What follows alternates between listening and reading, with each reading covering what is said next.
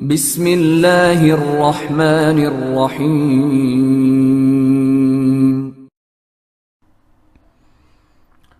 سعد بن ابی وقاص رضی اللہ تعالیٰ عنہ نے اپنے جاسوس آگے بھیج رکھے تھے۔ ایک جاسوس نے آ کر اطلاع دی کہ رستم بہت سی فوج لے کر سابات پہنچ گیا ہے۔ سعد رضی اللہ تعالیٰ عنہ نے حضرت عمر رضی اللہ تعالیٰ عنہ کے اس حکم کے مطابق کہ انہیں ذرا ذرا سی بات لکھ کر مدینہ بھیجی جائے، فوراً پیغام لکھوایا اور قاصد کو مدینہ روانہ کر دیا۔ فاصلہ تو بہت زیادہ تھا، لیکن پیام رسانی کا ایسا انتظام کیا گیا تھا کہ پیغام مہینوں کے بجائے دنوں میں پہنچ جاتا تھا۔ پیغام امیر المؤمنین حضرت عمر رضی اللہ تعالیٰ عنہ تک پہنچا تو انہوں نے اسی وقت جواب لکھوایا کہ تفصیلی ہدایات دوسرے خط میں دوں گا، تم فوری طور پر دو کام کرو۔ ایک یہ کہ کوچ کرو اور قادسیہ جا کر خیمہ زن ہو جاؤ، جنگ کے لیے یہی موزوں جگہ ہوگی۔ دوسرا کام یہ کرو کہ یزدگرد کو اسلام قبول کرنے کی دعوت دو۔ یہ خیال رکھنا کہ جو آدمی مدائن جائیں وہ تمہارے منتخب کیے ہوئے ہوں، دانشمند اور معزز ہوں۔ وہاں سے جو جواب آئے وہ لکھ کر بھیجنا۔ یہ ہدایت پہنچتے ہی سعد بن ابی وقاص رضی اللہ تعالیٰ عنہ نے یزدگرد کے پاس بھیجنے کے لیے ایک وفد تیار کیا، جن میں یہ حضرات شامل تھے: عطارد بن حاجب، اشعث بن قیس، حارث بن حسان، عاصم بن عمرو بن معدی کرب، مغیرہ بن شعبہ، معنہ بن حارثہ، نعمان بن مقرن، بصر بن ابی وہم، حملہ بن جویہ، حنزلہ بن ربی تمیمی، فرات بن حیان اجل، عدی بن سہیل اور مغیرہ بن زرارہ۔ تاریخ میں ان 14 زعماء کے نام محفوظ ہیں۔ یہ وفد مدائن گیا۔ یزدگرد نے انہیں بلایا۔ وفد کے ہر آدمی نے عربی جبہ پہن رکھا تھا، ہر ایک کے کندھے پر یمنی چادر تھی اور ہر ایک کے ہاتھ میں ایک ایک کوڑا یعنی چمڑے کا ہنٹر تھا۔ یزدگرد نے انہیں دیکھا تو اس کے ہونٹوں پر طنزیہ مسکراہٹ آ گئی۔ اس نے اپنے درباریوں سے کہا، کیا یہ ہیں مسلمان؟ ان کا لباس دیکھو، کیا یہ ان کوڑوں سے لڑیں گے؟ تم ہمارے ملک میں کیوں آئے ہو؟ یزدگرد نے نخوت اور رعونت کے لہجے میں پوچھا۔ کیا تم یہ توقع لے کر آئے ہو کہ ہم پر فتح پالو گے؟ اے فارس کے بادشاہ، نعمان بن مقرن نے کہا، شہنشاہی صرف اللہ کی ہے، ہم تجھے قبول اسلام کی دعوت دینے آئے ہیں۔ نعمان بن مقرن نے رسول اللہ صلی اللہ علیہ وسلم کی رسالت اور آپ صلی اللہ علیہ وسلم کی تعلیمات اور اسلام کا مکمل تعارف کرا کے کہا، اگر تجھے قبول اسلام سے انکار ہے تو جزیے کی ادائیگی قبول کر لے، اگر یہ بھی نہیں تو فیصلہ تلوار کرے گی۔ اگر تو نے اللہ کے دین کو قبول کر لیا تو ہم اللہ کی کتاب تیرے پاس چھوڑ جائیں گے، پھر تجھے اپنے فیصلے اس کتاب کے مطابق کرنے پڑیں گے۔ او بدبختوں، یزدگرد نے غصے اور حقارت سے کہا، میں نے دنیا میں تم سے زیادہ بدبخت اور خستہ حال قوم کوئی نہیں دیکھی۔ کیا وہ وقت بھول گئے ہو جب کبھی تم سرکشی کرتے تھے تو ہم سرحدی بستیوں کے لوگوں کو کہہ دیتے تھے اور وہ تمہیں مار پیٹ کر تمہارا دماغ درست کر دیا کرتے تھے؟ فارس کی طرف سے تم پر کبھی فوج کشی نہیں ہوئی، اس وجہ سے شاید تم اس خوش فہمی میں مبتلا ہو گئے کہ تم فارس پر فتح پالو گے۔ تم اگر بہت ہی زیادہ تعداد میں آ گئے تو بھی ہمارا کچھ نہیں بگاڑ سکو گے۔ اس طرح احمقوں کی طرح اکڑنا چھوڑ دو۔ ہاں، اگر تمہارے ملک میں قحط پڑ گیا ہے یا تم لوگ مفلسی سے تنگ آ کر ادھر کو آ گئے ہو تو ہم تمہارے کھانے پینے کا بندوبست کر دیں گے، اور ہم اس وقت تک تمہیں اناج وغیرہ دیتے رہیں گے جب تک تم اپنا اناج پیدا کرنے کے قابل نہیں ہو جاتے۔ ہم تمہارے سرداروں کو اچھے کپڑے پہنائیں گے اور تم پر ایسے شخص کو بادشاہ مقرر کر دیں گے جو تمہاری ضروریات پوری کرتا رہے گا اور تمہارے ساتھ مشفقانہ برتاؤ رکھے گا۔ یزدگرد کے یہ الفاظ تاریخ میں محفوظ ہیں۔ مسلمانوں کا وفد خاموشی سے سنتا رہا، لیکن مغیرہ بن شعبہ رضی اللہ تعالیٰ عنہ برداشت نہ کر سکے۔ وہ اٹھ کھڑے ہوئے۔ او بادشاہ، مغیرہ رضی اللہ تعالیٰ عنہ نے کہا، بادشاہت کے غرور کو دماغ سے نکال اور یہ دیکھ کہ یہ سب عرب کے سردار، شرفاء اور معززین ہیں۔ معزز کی عزت وہی کرتا ہے جس کی اپنی کچھ عزت ہو۔ انہوں نے ابھی تجھے ساری باتیں نہیں کہیں، مجھ سے بات کر، میں تجھے جواب دیتا ہوں۔ تو ٹھیک کہتا ہے کہ ہم خستہ حال تھے۔ ہاں، ہم خستہ حال تھے اور اب بھی ویسے ہی ہیں، لیکن اسلام نے ہمیں جو دولت دی ہے وہ تو نہیں سمجھتا۔ وہ سمجھنے کی کوشش کر، سن لے، اسلام قبول کر لے یا جزیہ یا پھر جنگ کے لیے تیار ہو جا، پھر دیکھنا خستہ حال کون ہے۔ اگر ایلچیوں اور قاصدوں کا قتل درباری اصول کے خلاف نہ ہوتا تو تم میں سے کوئی بھی یہاں سے زندہ واپس نہ جاتا۔ یزگرد نے غضبناک لہجے میں کہا، جاؤ، یہاں سے چلے جاؤ۔ نہیں، ذرا ٹھہرو، میں تمہیں خالی ہاتھ نہیں بھیجوں گا۔ اس نے حکم دیا، ایک ٹوکرا مٹی سے بھر کر لایا جائے اور ٹوکرا ان میں سے اس شخص کے سر پر رکھ دیا جائے جو اپنے آپ کو سب سے زیادہ معزز سمجھتا ہے، اور پھر ان سب کو ہانک کر مدائن سے نکال دیا جائے۔ وہ وفد سے مخاطب ہوا، تمہارا جو کوئی سردار یا سالار ہے تو اسے کہہ دینا کہ تمہارا دماغ درست کرنے کے لیے میں رستم کو بھیج رہا ہوں، وہ تمہیں قادسیہ کے میدان میں دفن کر دے گا، پھر میں رستم کو عرب بھیجوں گا، پھر تمہارے ہوش ایسے ٹھکانے آئیں گے کہ عراق کو بھول جاؤ گے۔ مٹی کا بھرا ٹوکرا دربار میں آ گیا۔ تم میں سب سے زیادہ معزز کون ہے؟ یزگرد نے وفد سے پوچھا۔ عاصم بن عمرو یہ سوچ کر آگے ہو گیا کہ یہ بدبخت بادشاہ کسی بزرگ صحابی کے سر پر ٹوکرا رکھوا دے گا۔ میں ہوں سب سے زیادہ معزز، عاصم بن عمرو نے کہا، ٹوکرا میرے سر پر رکھو۔ ٹوکرا عاصم کے سر پر رکھ دیا گیا۔ دربار میں قہقہہ بلند ہوا۔ وفد دربار سے نکل آیا، سب گھوڑوں پر سوار ہوئے۔ عاصم نے مٹی کا ٹوکرا گھوڑے پر اپنے آگے رکھا اور مدائن سے نکل آئے۔ جب وفد سعد بن ابی وقاص رضی اللہ تعالیٰ عنہ کے پاس پہنچا تو عاصم بن عمرو نے مٹی کا ٹوکرا ان کے آگے رکھ دیا۔ سالار محترم، عاصم نے کہا، فتح مبارک ہو، فارس کے بادشاہ نے اپنی زمین خود ہی ہمیں تحفے کے طور پر دی ہے۔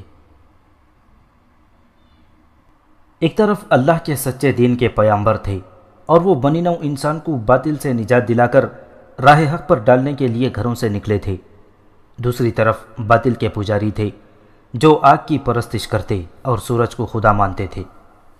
ادھر وہ مردان حور تھے جو ساری دنیا پر اللہ کی حکمرانی قائم کرنے کا عزم لے کر نکلے تھے اور اس عزم پر جانوں کے نذرانے دے رہے تھے۔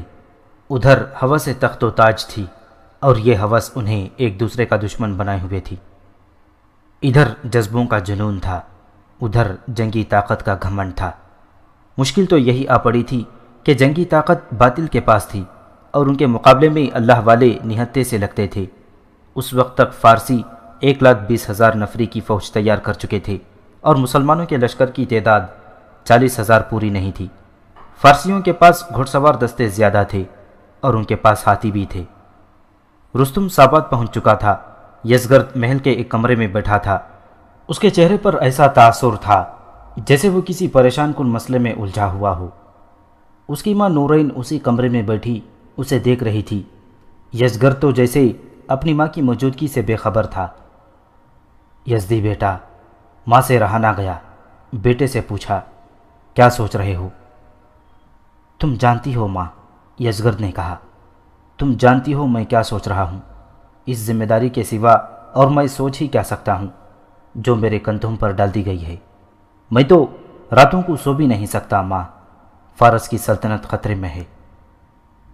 کیا اپنے پاس فوج تھوڑی ہے بیٹا؟ نورین نے کہا، میں نے سنا ہے عربوں کی فوج بہت ہی تھوڑی ہے، تم اپنے آپ کو اتنا پریشان نہ رکھا کرو بیٹا۔ عربوں کی فوج بویب میں بھی تھوڑی تھی، یزگرد نے کہا، بلکہ بہت ہی تھوڑی تھی، اور ہماری فوج کی تعداد اتنی زیادہ تھی کہ میدان میں سما نہیں سکتی تھی، لیکن عربوں کی ذرا جتنی فوج نے ہمارے اتنے بڑے لشکر کو اس طرح کاٹا کہ وہی چند ایک فوجی زندہ رہے جنہیں بھاگ نکلنے کا موقع ملا تھا۔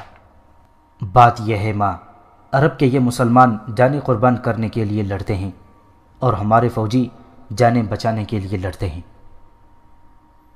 لیکن یزدی، نورین نے کہا، تم اکیلے کیا کر سکتے ہو؟ میں تمہیں زندہ و سلامت دیکھنا چاہتی ہوں، فوج ہار گئی تو اس میں تمہارا کیا قصور ہے؟ میری پیاری ماں، یزگرد نے کہا، جس طرح تمہیں مجھ سے پیار ہے اسی طرح مجھے اپنے وطن سے پیار ہے۔ مت بھولو ماں، یہ میرے باپ کسریٰ پرویز کی سلطنت ہے، یہ میرا ورثہ ہے، یہ تمہارا ورثہ ہے۔ اس کی خاطر میرے باپ کو قتل کیا گیا تھا۔ یہ بھی سوچو کہ مجھے لوگ لائے ہیں، اگر کوئی مجھے یقین دلا دے کہ میں اگر جان دے دوں تو سلطنت فارس ہمیشہ قائم و دائم رہے تو میں اپنی جان بھی دے دوں گا۔ ایسی باتیں نہ کر یزدی، ماں نے تڑپ کر کہا، میں پوری سلطنت تمہاری جان پر قربان کر دوں بیٹا۔ میری بات سن لو ماں، یزگرد نے کہا، اگر مجھے زندہ رکھنا تھا تو مجھے چھپا کر ہی رکھتی، میں تمہارے پنجرے میں گمنام پڑا رہتا۔ مجھے میدان میں لے آئی ہو تو مردوں کی طرح اپنا فرض ادا کرنے دو۔ میں مر گیا تو کیا ہو جائے گا؟ فارس کی ہزارہ مائیں رو رہی ہیں، مجھے اپنے پیار کی زنجیروں میں نہ جکڑو ماں، میں سابات جا رہا ہوں، 2-3 دنوں تک چلا جاؤں گا۔ تم جا کر کیا کرو گے بیٹا؟ ماں نے کہا، رستم اور جالینوس فوج لے کر چلے گئے ہیں، پتہ چلا ہے کہ عربی مسلمان قریب آ گئے ہیں، وہاں لڑائی ہوگی۔ میں لڑنے کے لیے نہیں جا رہا ماں، یزگرد نے جھنجلا کر کہا، میں رستم اور جالینوس کے پیچھے جا رہا ہوں۔ مجھے رستم کی نیت ٹھیک نہیں معلوم ہوتی، وہ لڑائی کو ٹال رہا ہے، علم نجوم نے اسے بزدل بنا دیا ہے، وہ دعویٰ کرتا ہے کہ آنے والے وقت کو دیکھ سکتا ہے، میں اس کے سر پر موجود رہوں گا تو وہ کوئی حرکت اور جنگی کارروائی کرے گا۔ ماں یزگرد کو یوں دیکھ رہی تھی جیسے وہ 21-22 سال کا جوان آدمی نہ ہو بلکہ 21-22 ماہ کا بچہ ہو، اور ماں کی نظروں سے ذرا سی دیر کے لیے بھی اوجھل ہوا تو کوئی اسے اٹھا کے لے جائے گا۔ لیکن یزگرد کا دھیان کہیں اور تھا، اس کے اعصاب پر رستم سوار تھا، اسے رستم کی طرف سے تسلی نہیں تھی۔ جس وقت یزگرد اور اس کی ماں یہ باتیں کر رہے تھے، اس وقت مدائن سے کچھ دور ایک بستی میں شیریں کے گھر میں 4 آدمی آئے بیٹھے تھے۔ شیریں نے ان کے آگے شاہانہ کھانا رکھا تھا اور ساتھ وہ شراب تھی جو کوئی بادشاہ ہی پی سکتا تھا۔ 2 نوخیز لڑکیاں حاضری میں کھڑی تھیں، وہ نوکرانیاں تھیں، انہیں خاص قسم کا لباس پہنایا گیا تھا جس سے ان لڑکیوں کے صرف نیچے کے بدن ڈھانپے ہوئے تھے، حسن ایسا کہ چاروں مہمان کھانے کی طرف کم اور ان لڑکیوں کی طرف زیادہ دیکھتے تھے، وہ نوکرانیاں لگتی ہی نہیں تھیں۔ شیریں کے بجھے بجھے سے چہرے پر رونق اور ہونٹوں پر مسکراہٹ تھی۔ شیریں اپنے ان مہمانوں کے ساتھ راز و نیاز کی باتیں کر چکی تھیں، چاروں نے سودا منظور کر لیا تھا۔ شیریں نے انہیں یہ کام بتایا تھا کہ یزگرد کو قتل کرنا ہے، لیکن ایسے طریقے سے کہ کوئی قاتل پکڑا نہ جائے۔ اس نے ان چاروں کو جو انعام یا معاوضہ بتایا تھا اس کو وہ تصور میں بھی نہیں لا سکتے تھے۔ اس کے علاوہ اس نے انہیں ایسی ہی ایک لڑکی کی پیشکش کی تھی جیسی 2 لڑکیاں ان کی حاضری میں موجود تھیں۔ محل میں اسے قتل کرنا ممکن نہیں، ان چاروں میں سے ایک نے کہا، شہر کے اندر بھی یہ کام نہیں کیا جا سکتا۔ اگر یزگرد شہر سے باہر کہیں گیا تو راستے میں چھپ کر اس پر تیر چلائے جا سکتے ہیں اور ہم غائب بھی ہو سکتے ہیں۔ ہمیں انتظار کرنا پڑے گا، دوسرے نے کہا، یہ کام جلدی ہونے والا نہیں۔ یہ تمہارا مسئلہ ہے، یہ کام جلدی کرو یا دیر سے، شیریں نے کہا۔ یہ بھی سوچ لو کہ وہ شہر سے باہر کہیں گیا تو اکیلا نہیں ہوگا، وہ بادشاہ ہے، اس کے ساتھ حفاظتی دستہ ہوگا۔ یہ ہم دیکھ لیں گے، ایک نے کہا۔ 2 دن ہی گزرے تھے کہ یزگرد سابات جانے کی تیاری کر رہا تھا اور اس کی ماں اسے جانے سے روک رہی تھی۔ کچھ نہیں ہوگا ماں، یزگرد نے نورین سے کہا، مجھے کچھ نہیں ہوگا، میں اب بچہ نہیں ہوں۔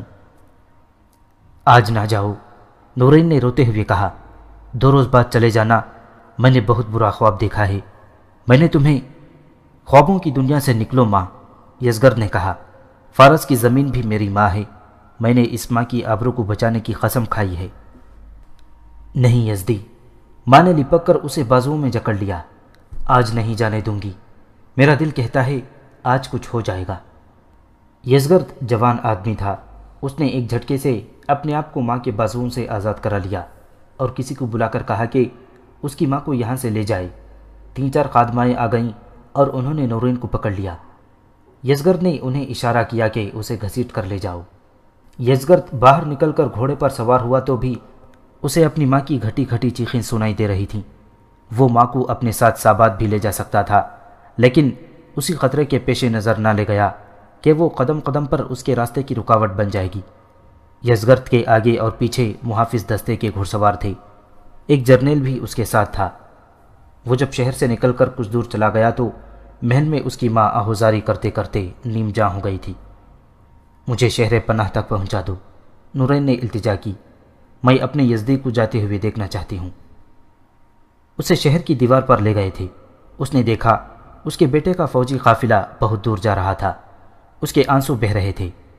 یہ تو سب جانتے تھے کہ نورین اپنے بیٹے کے متعلق بہت حساس ہے اور اسے اپنی نظروں سے اوجھل نہیں ہونے دیتی، لیکن اس روز اس کی جذباتی حالت اس کے اپنے قابو میں نہیں آ رہی تھی اور وہ خود دوسروں کے ہاتھوں سے نکلتی جا رہی تھی۔ وہ ماں تھی، اس کی روح اپنے اس اکلوتے اور یتیم بیٹے میں تھی۔ ماں کو تو جیسے اشارہ مل گیا تھا کہ اس کا بیٹا کسی خطرے میں جا رہا ہے اور وہ خیریت سے واپس نہیں آئے گا۔ یہ اشارہ بے بنیاد نہیں تھا۔ ان 4 آدمیوں کو جن کے ساتھ شیریں نے یزگرد کے قتل کا سودا کیا تھا، پتہ چل گیا تھا کہ یزگرد سابات جا رہا ہے۔ شاہی محل کے کارندوں میں ان کا کوئی آدمی تھا جس نے انہیں قبل از وقت بتا دیا تھا۔ وہ چاروں الصبح گھوڑے پر سوار ہوئے اور سابات کے راستے میں انہوں نے گھات کی ایک ایسی موزون جگہ تلاش کر لی جہاں سے وہ یزگرد پر تیر چلا کر بھاگ سکتے تھے۔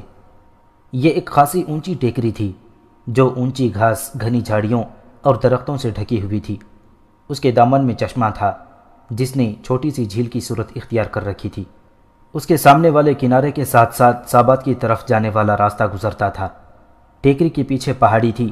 اس کے اور ٹیکری کے درمیان اتنا فاصلہ تھا کہ 3-4 گھوڑے ٹیکری اور پہاڑی کے درمیان سے گزرتے تھے۔ پہاڑی میں ایک جگہ کٹاؤ تھا جس میں سے گزرا جا سکتا تھا۔ ان 4 آدمیوں نے گھات لگائی تھی۔ گھوڑے ٹیکری کے پیچھے کھڑے تھے۔ کرائے کے 3-4 قاتلوں میں سے 2 کے پاس کمانیں تھیں۔ وہ ایسی جگہ بیٹھ گئے تھے جہاں سے وہ اچھی طرح سامنے دیکھ سکتے تھے اور ادھر سے یہ کسی کو نظر نہیں آتے تھے۔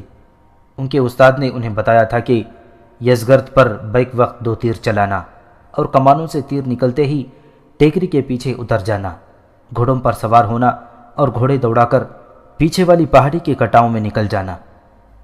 اس تجربے کار آدمی نے کہا تھا کہ یزگرد کو تیر لگیں گے تو اس کے ساتھی اور محافظ بوکھلا جائیں گے۔ کچھ دیر کے لیے سب کی توجہ یزگرد پر مرکوز ہو جائے گی۔ تعاقب کا خیال انہیں تھوڑی دیر کے بعد آئے گا۔ اتنے وقت میں تم دور پہنچ چکے ہوگے۔ یہ چاروں یزگرد سے بہت پہلے مدائن سے نکل آئے اور انہوں نے رفتار بھی تیز رکھی تھی، اس لیے انہیں یزگرد کا خاصا زیادہ انتظار کرنا پڑا تھا۔ آخر ان کا شکار انہیں آتا دکھائی دینے لگا۔ جب یہ قافلہ چشمے کے قریب آیا تو یزگرد نے حکم دیا کہ جو لوگ پانی پینا چاہیں وہ پی لیں اور گھوڑوں کو بھی پانی پلا لیا جائے۔ قافلہ رک گیا اور سب گھوڑوں سے اتر آئے۔ یزگرد کی ماں مدائن میں تڑپ رہی تھی۔ اس کی خادمائیں اسے بہلا بہلا کر تھک گئیں تو انہوں نے 2-3 جرنیلوں کی بیویوں کو اطلاع دی۔ وہ دوڑی گئیں اور یزگرد کی ماں کو تسلیاں دینے لگیں، لیکن ماں پر تو جیسے نزا کا عالم طاری ہو گیا تھا۔ وہ اکلوتا اور یتیم بیٹا جس کے لیے ماں تڑپ تڑپ کر بے حال ہوئی جا رہی تھی، وہ بیک وقت 2 تیر اندازوں کی شست میں آ گیا تھا۔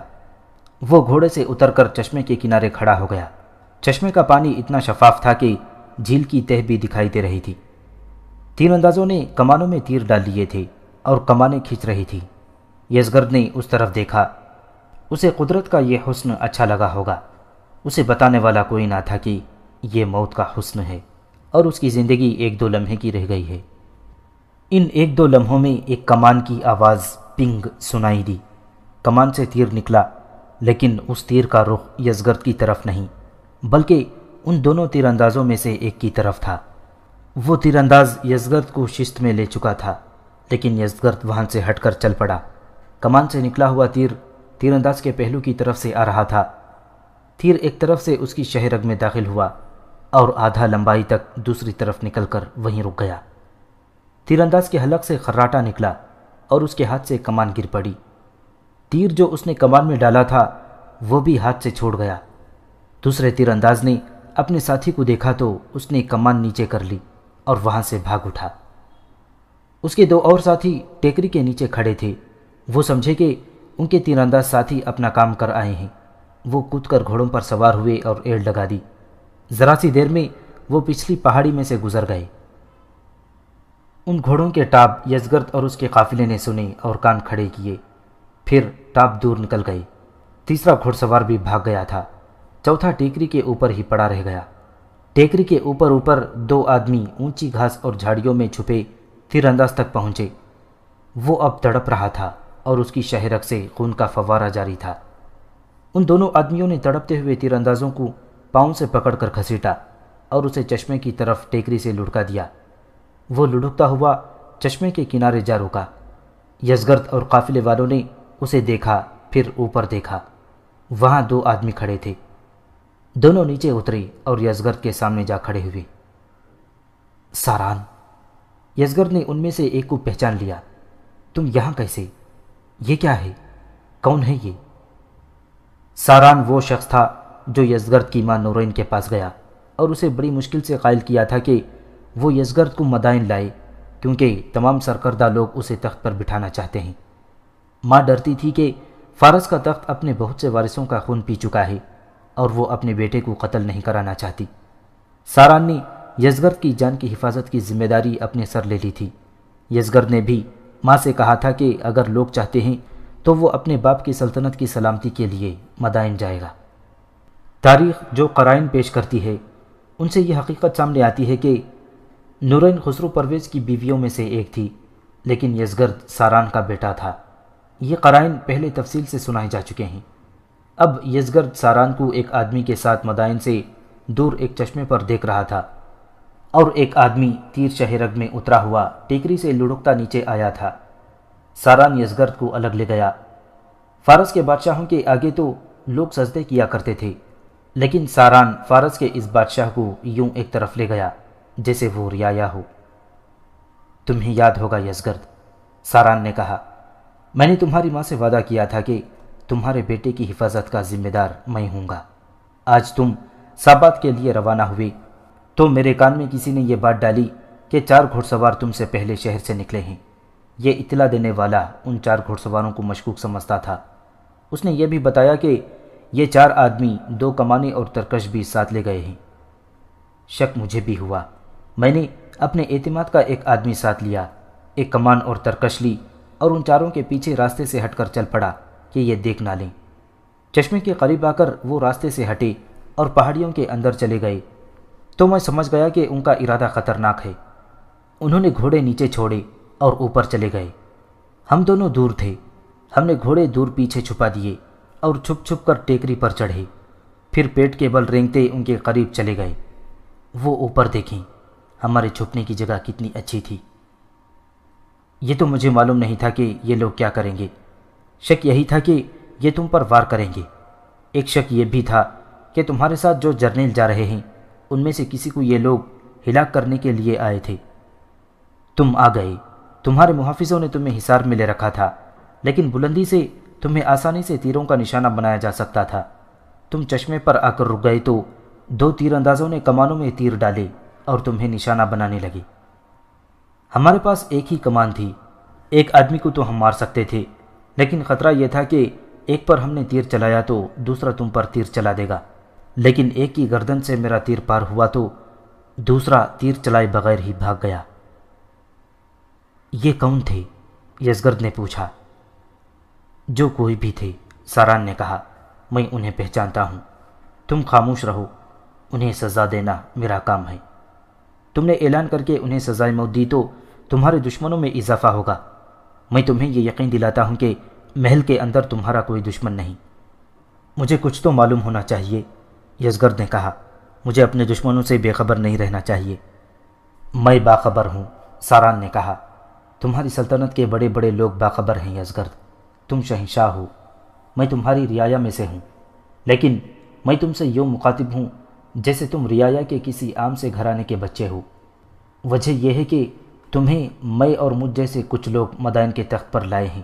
ہمارا مقصد تمہیں شہنشاہ بنانا نہیں تھا، ہم جرنیلوں کی آپس کی عداوت ختم کرنا چاہتے ہیں، اور وہ قتل کا سلسلہ ختم کرنا بھی مقصود تھا جو اس تخت کی جانشینی پر چلتا رہا ہے۔ میں آپ سب کا مقصد سمجھتا ہوں محترم ساران، یزگرد نے کہا۔ میری ماں نے آپ کے متعلق ایسی باتیں بتائی ہیں کہ تخت پر تو آپ نے مجھے بٹھایا ہے، لیکن بادشاہ میں آپ کو سمجھتا ہوں۔ آپ میرے روحانی باپ ہیں۔ آپ نے فارس سے مسلمانوں کو نکالنے اور عرب کو فارس کی سلطنت میں شامل کرنے کے لیے مجھے تخت پر بٹھایا ہے، اور یہ کام تم اکیلے کا نہیں ہے، ساران نے کہا۔ یہ کام جرنیل کریں گے، تمہارا صرف حکم چلے گا۔ یہ مت پوچھنا کہ یہ کون ہیں جو تمہیں قتل کرنا چاہتے ہیں۔ یہ بھی خیال رکھنا کہ یہ واقعہ تمہاری ماں کو نہیں بتایا جائے گا، اور تم بھی اسے بے خبر رکھنا، ورنہ وہ تمہارے پاؤں کی زنجیر بن جائے گی۔ تمہیں قتل کرنے والوں کی زندگی صرف 3 روز باقی ہے، ایک یہ مرا پڑا ہے، باقی بھی مار دیے جائیں گے۔ تم سابات پہنچو، میں واپس مدائن جا رہا ہوں۔ یزگرد سابات پہنچا۔ رستم اسے دیکھ کر حیران رہ گیا، کیونکہ یزگرد نے اسے اطلاع نہیں دی تھی کہ وہ آ رہا ہے۔ یزگرد بغیر اطلاع اچانک جا کر دیکھنا چاہتا تھا کہ رستم کیا کر رہا ہے۔ تاریخ تیبری میں متعدد مورخوں کے حوالوں سے لکھا ہے کہ رستم نے اپنے جرنیل جالینوس کو 40,000 فوج دے کر اس حکم کے ساتھ سابات سے بھیج دیا تھا کہ اپنی بستیوں کو مسلمانوں کی دست برد سے محفوظ کرے۔ مسلمانوں نے اپنے لیے رسد وغیرہ اکٹھی کرنے کا وہی طریقہ اختیار کیا تھا جو پہلے بیان ہو چکا ہے۔ یزگرد نے جنگ کی پلاننگ کے لیے رستم اور اس کے ماتحت جرنیلوں اور اہم افسروں کو بلایا۔ میں حیران ہوں کہ تم لوگ مسلمانوں سے ڈرتے کیوں ہو، یزگرد نے کہا۔ میں نے ان عربوں کو پہلی بار دیکھا ہے، ان کا وفد میرے پاس آیا تھا، کہتے تھے کہ ہم اپنے قبیلوں کے سردار اور معزز لوگ ہیں۔ انہوں نے مجھے کہا کہ مسلمان ہو جاؤ یا جزیہ ادا کرو، اور اگر یہ دونوں صورتیں منظور نہیں تو اس کا فیصلہ ہماری تلواریں کریں گی۔ میری نگاہ میں یہ مسلمان بہت ہی گھٹیا قوم ہے۔ میں نے انہیں کہا تھا کہ تم بھوکے اور غریب لوگ ہو، ہم تمہیں کھانے کو دیں گے اور تم پر ایسا بادشاہ مقرر کریں گے جو تمہارے ساتھ مہربانی سے پیش آئے گا۔ میں نے مٹی کا بھرا ہوا ایک ٹوکرا منگوایا اور حکم دیا کہ ان سب میں جو اپنے آپ کو سب سے زیادہ برتر اور معزز سمجھتا ہے وہ ٹوکرا اس کے سر پر رکھ دو، اور ان سب کو ہانکتے ہوئے مدائن سے نکال کر آؤ۔ میں یہ دیکھ کر حیران رہ گیا کہ ان میں سے ایک آگے بڑھا اور کہنے لگا کہ میں سب سے زیادہ معزز ہوں، یہ ٹوکرا میرے سر پر رکھو۔ مجھے تو توقع یہ تھی کہ یہ لوگ غصے میں آ جائیں گے یا دربار سے چلے جائیں گے، لیکن یہ ایسے احمق نکلے کہ ایک نے بڑھ کر ٹوکرا اپنے سر پر رکھوا لیا اور وہ سب چلے گئے۔ ان لوگوں کو عزت اور وقار کا احساس ہی نہیں۔ شاہ فارس، رستم نے گھبرائے ہوئے سے لہجے میں پوچھا، کیا وہ مٹی کا ٹوکرا اپنے ساتھ لے گئے تھے؟ اپنے ساتھ لے گئے تھے، یزگرد نے جواب دیا۔ جو آدمی انہیں شہر سے نکالنے کے لیے گئے تھے انہوں نے واپس آ کر بتایا تھا کہ جس آدمی نے اپنے سر پر مٹی کا ٹوکرا رکھا تھا اس نے شہر سے نکل کر بھی ٹوکرا نہیں پھینکا تھا، بلکہ اس نے ٹوکرا اپنے گھوڑے پر اپنے ہی آگے رکھ لیا تھا اور ساتھ ہی لے گیا تھا۔ بہت برا ہوا شاہ فارس، رستم نے کہا۔ اس کی آواز لرز رہی تھی۔ یہ تو بہت برا شگون ہے، آپ نے اپنے وطن کی مٹی خود اس کے سر پر رکھ دی تھی۔ تو کیا ہوا؟ یزگرد نے کہا۔ اس کا جواب علم نجوم اور علم قیافہ کے پاس ہے، رستم نے کہا۔ آپ نے اپنی زمین ایک مسلمان کے سر پر رکھ کر اسے یہ اشارہ دیا ہے کہ فارس کی زمین تمہاری ہے۔ شاہ فارس، اگر وہ مٹی مسلمانوں نے پھینک نہیں دی تھی اور اپنے ساتھ لے گئے تھے تو عراق سے نکلنے کی تیاری کریں۔ پہلے بیان ہو چکا ہے کہ رستم علم نجوم و جوتش میں دسترس رکھتا تھا اور اپنی ہر پیشگوئی کو وہ 100% سچ مانتا تھا۔ مورخوں نے لکھا ہے کہ اس معاملے میں رستم وہمی تھا اور وہ قیافہ شناسی کو مذہبی عقیدے کی طرح مانتا تھا۔ سوال پیدا ہوتا ہے کہ رستم کو اپنی اس پیشن گوئی پر اگر یقین تھا کہ فارس کو شکست ہوگی تو پھر لڑنا کیوں ضروری سمجھا؟ محمد حسین ہیکل نے لکھا ہے کہ فارس کے جرنیل علم نجوم پر بھروسہ کرتے تھے اور رستم تو اس علم کا شیدائی تھا۔ اس کے باوجود وہ مسلمانوں کے خلاف لڑنے کے لیے اس لیے تیار ہو گیا تھا کہ وہ مغرور اور خود پسند تھا، اتنا زیادہ کہ جنگ سے منہ موڑنے میں اپنی توہین سمجھتا تھا۔ اس کے ساتھ ہی وہ جنگ کو ٹال بھی رہا تھا۔ اس سے ظاہر ہوتا ہے کہ رستم اپنی مغرور اور متکبرانہ اور علم نجوم و جوتش میں اپنی مہارت کے درمیان بھٹک رہا تھا۔ ادھر عاصم بن عمرو نے ازراہ مذاق یا غالباً تنزن اپنے سپہ سالار سعد بن ابی وقاص رضی اللہ تعالیٰ عنہ کے آگے مٹی کا ٹوکرا رکھ کر کہا تھا کہ مبارک ہو، فارس کے بادشاہ نے اپنی زمین خود ہی ہمیں تحفے کے طور پر دے دی ہے۔ لیکن رستم نے فیصلتاً کہہ دیا تھا کہ مٹی کا ٹوکرا مدائن سے نکل کر مسلمانوں کے سپہ سالار تک پہنچ جانا صاف اشارہ ہے کہ فارسیوں کی زمین پر مسلمانوں کا قبضہ ہو جائے گا۔ مسلمانوں کو اللہ پر اور آتش پرستوں کو نجوم اور جوتش پر بھروسہ تھا۔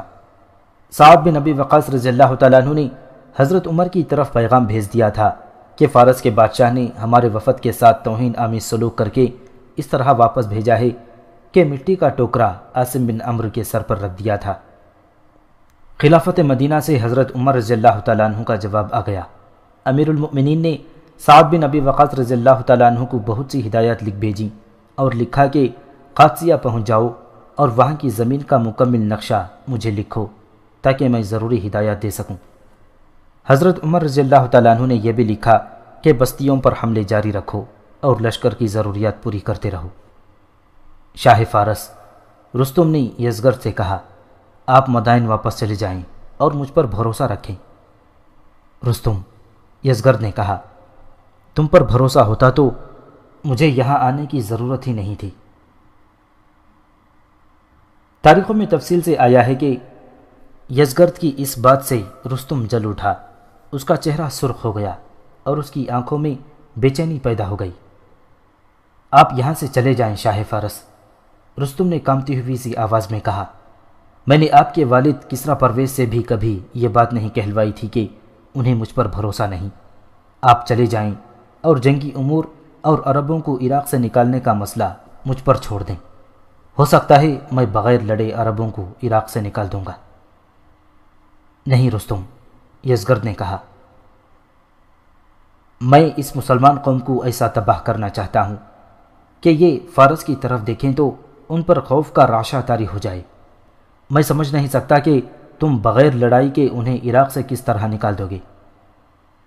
میری بات ذرا اور غور سے سنیں شاہ فارس، رستم نے کہا، جو میں جانتا ہوں وہ آپ نہیں جانتے۔ یہ نہ بھولیں کہ آپ بچے ہیں اور آپ کے پاس صرف جذبہ ہے، تجربہ نہیں۔ میری ذمہ داریوں میں دخل نہ دیں۔ آپ عربوں کو تباہ کرنا چاہتے ہیں، لیکن میں اپنی فوج کو تباہی سے بچانا چاہتا ہوں۔ یہ نہ سمجھیں کہ عرب تعداد میں بہت تھوڑے ہیں تو ہم انہیں گھیر کر چیر پھاڑ دیں گے۔ اس خوش فہمی میں بھی مبتلا نہ رہیں کہ وہ ہمارے ہاتھیوں سے ڈر جائیں گے۔ انہوں نے 2 لڑائیوں میں ہاتھیوں کی سونڈیں کاٹ دی تھیں۔ میں عرض کر رہا ہوں کہ یہ معاملات مجھ پر چھوڑیں اور آپ یہاں سے چلے جائیں۔ اور پھر یزگرد واپس چلا گیا۔ رستم نے یزگرد کے جانے کے بعد قاصدوں کو بلایا اور ان تمام جرنیلوں اور دیگر کمانڈروں کے نام پیغام بھیجے جو اپنے دستوں کے مختلف علاقوں میں مسلمانوں کی سرکوبی کے لیے لے کر گئے تھے۔ پیغام میں اس نے لکھوایا تھا کہ مسلمانوں کے خلاف فیصلہ کن جنگ کے لیے تیار ہو کر سابات آ جاؤ اور اپنے جوانوں کو کیل کانٹے سے لیس کر کے ان میں وطن کی خاطر لڑنے کا ایسا جذبہ پیدا کرو کہ مسلمانوں کو دیکھ کر وہ درندے بن جائیں۔ اس وقت مسلمانوں کے لشکر کے زیادہ تر دستے نجف، فراز اور عراق کی 2-3 اور بستیوں میں پھیلے ہوئے تھے۔ یزگرد مدائن پہنچا۔ وہ کئی دن غیر حاضر رہا تھا۔ وہ جب میدان میں داخل ہوا تو اس کی ماں کو اطلاع ملی۔ وہ دوڑتی ہوئی گئی۔ یزگرد ماں کو دیکھ کر گھوڑے سے اترا۔ ماں دوڑ کر اس کے ساتھ لپٹ گئی تھی۔ اسے کسی نے نہ بتایا تھا کہ اس کا بیٹا موت کے منہ سے نکل کر آیا ہے۔ یزگرد نے محل میں پہنچتے ہی ساران کو بلایا۔ ساران پہلے سے وہاں موجود تھا۔ وہ یزگرد کے بلاوے کا منتظر تھا۔